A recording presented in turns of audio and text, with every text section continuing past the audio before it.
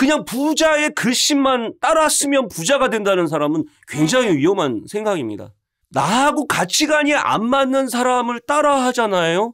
그러면 그거 위험합니다. 여러분들 글씨를 반드시 바꾸시면 삶이 바뀌고요. 삶이 바뀌면 부자가 됩니다. 안녕하세요. 윤코치 연구소 윤영돈 소장입니다. 네, 사실입니다. 글씨를 보게 되면 부자들의 특성 중에 두 가지 특징이 있어요. 책을 보더라도 조증에 걸린 사람이 많다고 합니다. 일을 할 때 좀 성급하게 뭔가 저지르는 사람이 부자가 될 가능성이 높아요. 아무거나 저지르는 것이 아니라 필요할 때 과감하게 투자할 수 있느냐가 중요하더군요. 그런 사람들의 글씨에 뭐가 보이냐면 피랍이라는 것이 있습니다. 정주영 회장님 같은 경우도 보면 글씨를 쓸 때 피랍이 되게 강하세요. 그리고 그걸 쓰시면서도 인내심 있게 이걸 쓰시더군요. 그래서 부자가 되는 사람들의 특징이 조증이 있으면서 약간 성급하면서 그걸 또 인내심까지 있으세요. 그러니까 두 가지를 같이 갖고 있어야지 부자가 될 수 있어요. 근데 대부분 그냥 인내심만 가져라 이렇게만 얘기하시는 분들이 많더라고요. 그러면 남들이 뭔가 투자하지 않을 때 그걸 먼저 투자할 수 있는 과감성이 있느냐가 중요하더라고요. 그런 측면에서 글씨의 피랍이 좀 높게 나오는 사람, 그리고 특히 어떤 사람이 중요하냐면 오픈 마인드를 가져야 됩니다. 근데 오픈 마인드가 없으면 우선 기회를 찾을 수 없고 기회를 찾지 못하니까 과감하게 우리가 투자하기가 어렵습니다. 부자들을 보면요, 자기랑 또 오랫동안 아는 사람은 되게 중요시합니다. 소중히 생각하죠. 그런 사람들이 부자가 될 가능성이 굉장히 높습니다. 여러분들이 부자가 되시려면요, 단순하게 뭐 하나만 가지고 부자가 되는 게 아니라 이 글씨 하나 바꾸는 것도 진짜 어렵더라고요. 그래서 글씨를 어떻게 보면 바꾸는 사람들이 부자가 될 가능성이 굉장히 높아요. 왜 그러면 자기가 성격대로 살지 않고 글씨 하나하나까지 인내심 있게 바꾸기 때문에 그렇습니다.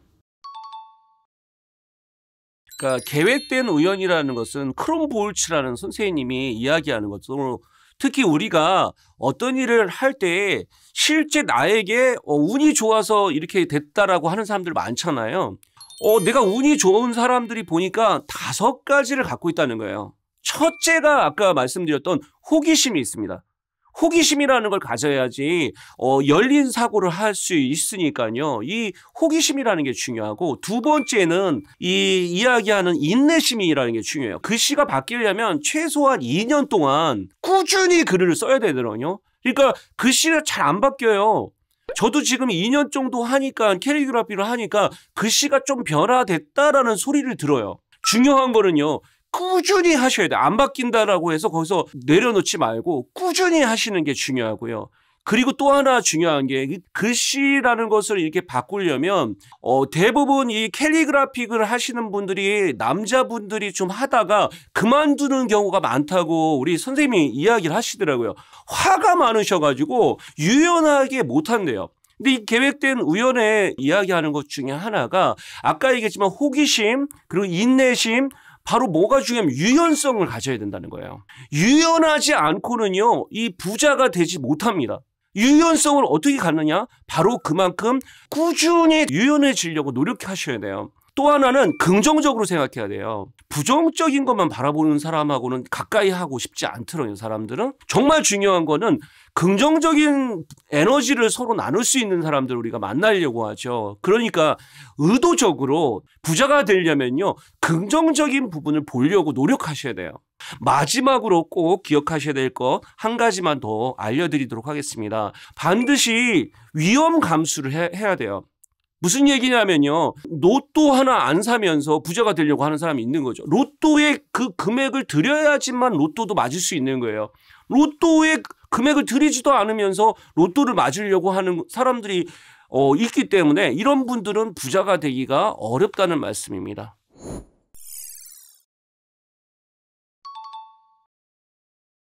영국에 있는 하나의 연구 중에 이런 연구가 있어요. 그러니까 손발이 어떻게 없는 분들이 계세요. 이런 분들은 어떻게 글씨를 쓰냐 하면 입으로 쓰시거나 발로 해서 발로 쓰시는 이런 화가들이 있습니다.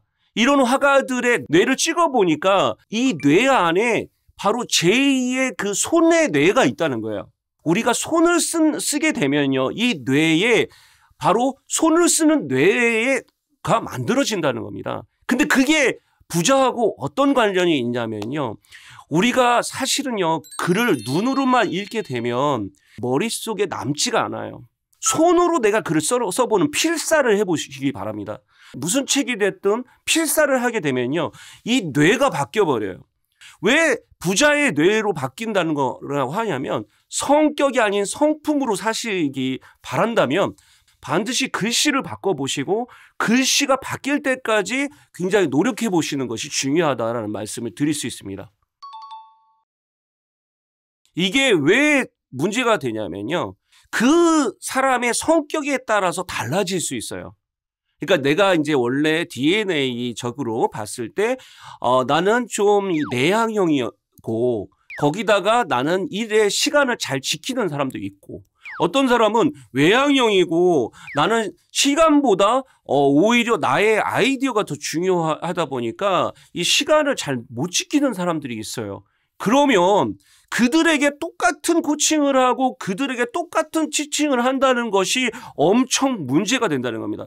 지금 이 글씨 심리학을 잘못 가르치는 분들이 되게 많더군요. 그냥 부자의 글씨만 따라 쓰면 부자가 된다는 사람은 굉장히 위험한 생각입니다.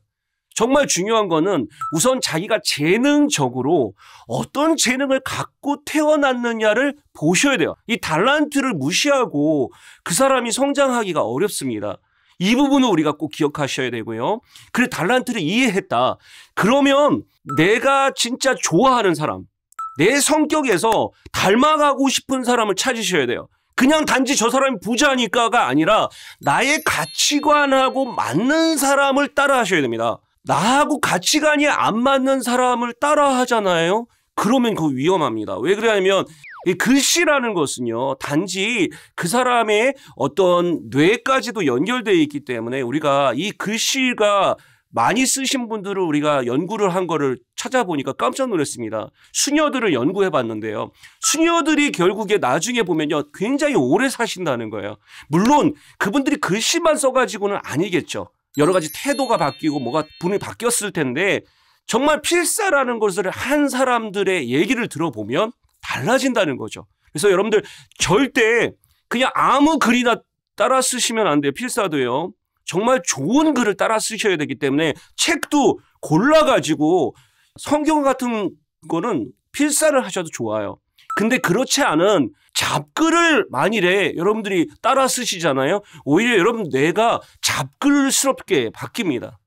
절대 여러분들 아무거나 따라 쓰시면 안 된다는 말씀을 드립니다. 이게 제일 중요한데요. 뭐냐면 우리가 성격이라는 것이 자기가 갖고 있는 패턴에 빠지게 되거든요. 그리고 그림자가 성격이 잘 드러나요. 그러니까 우리가 사회적 얼굴을 쓰다 보면 자기가 사실 어떤 성격이었는지를 까먹는 사람들도 많습니다. 계속 페르소나가 바뀌면 멀티 페르소나로 살게 돼요. 그러다 보면 자기다운 게 없어지게 되죠. 성격을 내려놓으라는 말씀은 어떤 의미냐면 내가 성격대로 살지 않고 성품으로 한다는 거예요. 우리가 정말 생각하셔야 될 거는요, 성격을 내려놓으실수록 부자가 된다. 그 사람은 어디 있냐? 여기 있지 않습니까? 제가 바로 30대에 어떻게 됩니까? 저는 파이어 했어요.